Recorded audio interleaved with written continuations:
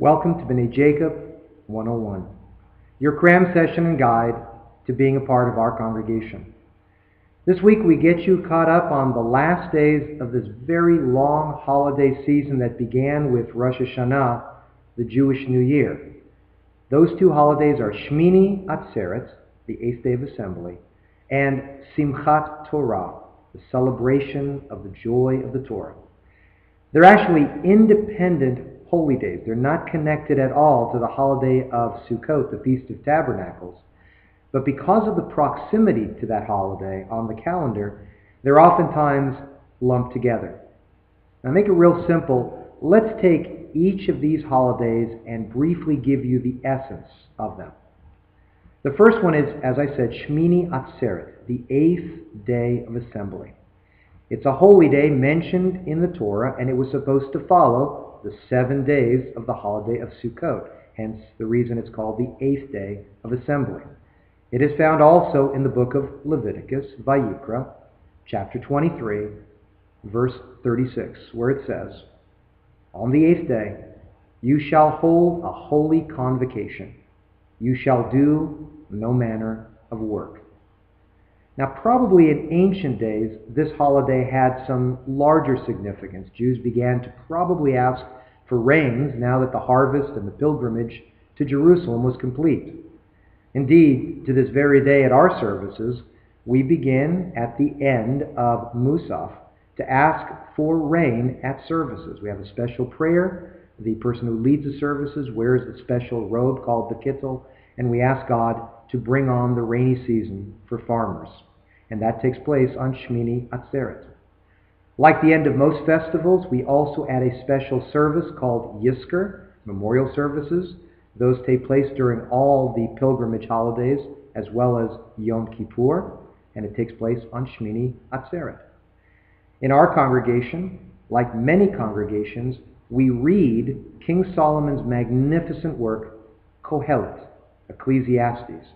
It's either read on Shmini Atzeret, or sometimes, depending on how the calendar falls, may be read on the Sabbath of Sukkot. But it makes sense why we read it. After much soul-searching these past few weeks with Rosh Hashanah, Yom Kippur, where we ask God for forgiveness, we contemplate the meaning of life, and then we celebrated and acknowledged God's great gifts to us throughout the year with the holiday of Sukkot. What better book than King Solomon's glorious text on the meaning of life, Ecclesiastes. Now that's the first holiday. The other holiday is called Simchat Torah, literally the joy of the Torah. This one is a post-biblical holiday. It's celebrated like the second day of Shmini Atzeret in conservative and traditional and Orthodox communities, only by those living outside the land of Israel. In a forthcoming video, I'll try to explore with you why traditional Jews in what we call the Galut, the exile, always celebrate 2 days of every biblical holiday. But for now, let's look at Simchat Torah as the second day of Shmini Atzeret, or a holiday all by itself.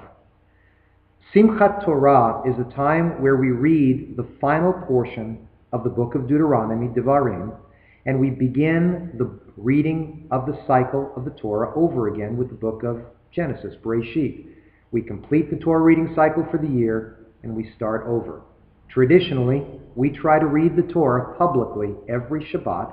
We start with Genesis chapter 1, and we go all the way through in a 1-year cycle, all the way to Devarim, Deuteronomy. We start at the end of Sukkot, and we finish at Sukkot the following year. Now, on Simchat Torah, at the evening service, we take out all the Torahs, we march with the Torahs joyously around the synagogue, we sing, and we celebrate the great gift that God has given us with His words. We keep one Torah out, and we call on 5 people to the Torah that night. They're called aliyot, to be called up to the Torah. The first person called up is always a member of the priestly family, known as the Kohen. The second is a representative of the assistants to the priests back in Jerusalem's time, the Levites, a Levi. Third will be a representative of the rest of the nation of Israel, the Israelites. At our congregation, our fourth Aliyah is an opportunity for all the women to be called up to the Torah and receive an Aliyah on behalf of all the women in our community. And the fifth Aliyah, we call on all the children. Now, we don't really call the children and give them an Aliyah, but we symbolically welcome them to the Torah for the first time. And it's a real nice ceremony. We bring the children up, we cover them with a talit, and we say the blessing together with them and inculcate them into the importance and the beauty of the Torah. We don't really actually conclude the reading of the Torah that night. We are really still reading from the final chapters of the book of Deuteronomy. The joy of actually completing the Torah officially and starting it again takes place the next morning. At that service, every single person that wishes is called up to the Torah. It may take a while, but every single person is given the opportunity to be a part of the final reading of the year. The highest honor is given to the person who receives what's called the Chatan Torah, the groom of the Torah. That's the very last Aliyah of the year. We read the final verses with him there. It's a great honor called Chatan Torah. We also have another great honor, and you probably can guess what that is, and that's called Chatan Bereshit, and that is the groom of Genesis. That is the person that's receiving the very first Aliyah of the year. So again, on Simchat Torah, we'll be actually reading from two scrolls. One scroll to complete the Torah reading all the way in Deuteronomy, and the other one, a scroll for the beginning of the Torah and the cycle again.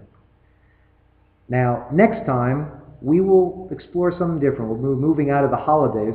We'll be talking about bar and bat mitzvahs. A lot of people think they know what a bar and bat mitzvah is. You'll be surprised what really takes place and what really a bar mitzvah means. Now, we try, but we can't answer every question you have. So if you have one, drop us a line at charlestonrabbi@yahoo.com. As we continue and conclude this holiday season, I wish you a Chag Sameach, a happy and joyous holiday.